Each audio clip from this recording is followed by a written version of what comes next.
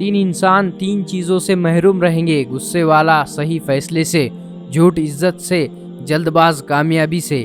مومن کے لیے ہر وہ دن عید کا ہے جس دن وہ گناہ نہ کرے۔ سب سے بیوقوف انسان وہ ہے جو گندی باتوں سے اور گالی گلوچ سے خوش ہوتا ہے۔ خدا سے جب بھی مانگو مقدر مانگو، عقل نہیں، کیونکہ میں نے بہت سے عقل والوں کو مقدر والوں سے در پر دیکھا ہے۔ خدا کی نافرمانی سے بچو تاکہ تم کامیاب ہو سکو۔ توبہ کرنے میں دیر نہ لگاؤ کیونکہ موت اچانک آتی ہے۔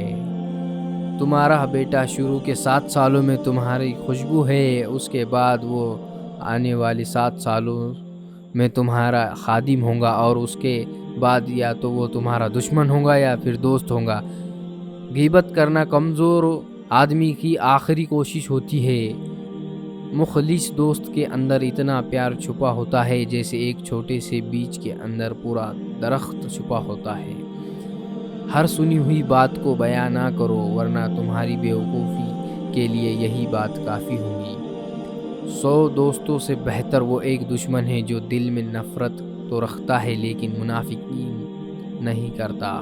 انسان کے ذہن بھی عجیب ہے، بیماری کے خوف سے کھانا تو چھوڑ سکتا ہے لیکن دوزخ کے خوف سے گناہ نہیں۔ جب تمہیں یقین ہو کہ خدا ہمیشہ تمہارے ساتھ ہے تو پھر کوئی فرق نہیں پڑتا کہ کون کون تمہارے خلاف ہے۔ اللہ سنتا ہے، تم صرف صبر کرنا سیکھو۔ اللہ دعا قبول کرتا ہے، تم صرف مانگنا سیکھو۔ اللہ بہت کچھ دیتا ہے، تم صرف بانٹنا سیکھو۔